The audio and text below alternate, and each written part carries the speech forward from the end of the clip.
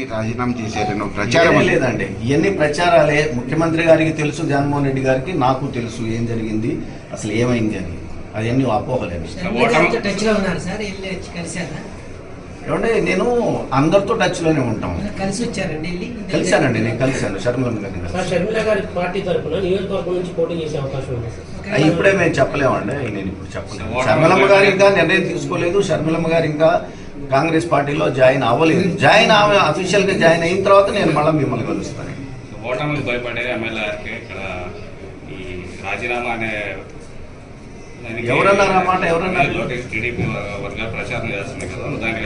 అది నేను వెళ్ళలేదంటే, ఒకవేళ అదే మాట లోకేష్ గారు అని ఉంటే లోకేష్ గారిని టీడీపీ వాళ్ళని మంగళగిరిలో నేను అడిగేది ఒకటే. గతంలో చంద్రబాబు నాయుడు గారు ముఖ్యమంత్రిగా, లోకేష్ గారు మంత్రిగా ఇదే నియోజకవర్గంలో నివసించారు.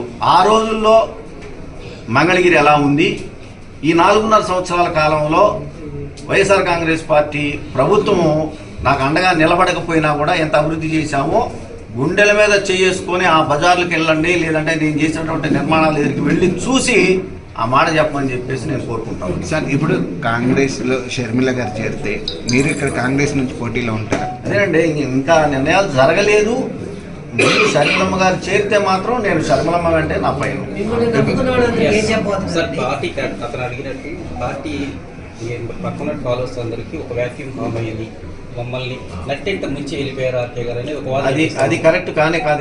ఎందుకంటే అంటే నా దగ్గర ఉన్నటువంటి, నా చుట్టూ ఉన్నటువంటి వాళ్ళందరికీ తెలుసు, మేము గత 2 సంవత్సరాలుగా మంగళగిరిలో ఏమేం పనులు చేస్తా ఉన్నాము, ఎన్ని ఇబ్బందులు పడుతున్నాము, ఎన్ని బాధలు పడతా ఉన్నాము, అయినా కూడా మాకు ఆర్థికంగా అండ దొరకలేదు అనేది ప్రతి ఒక్కరికి తెలిసినటువంటి మాటే.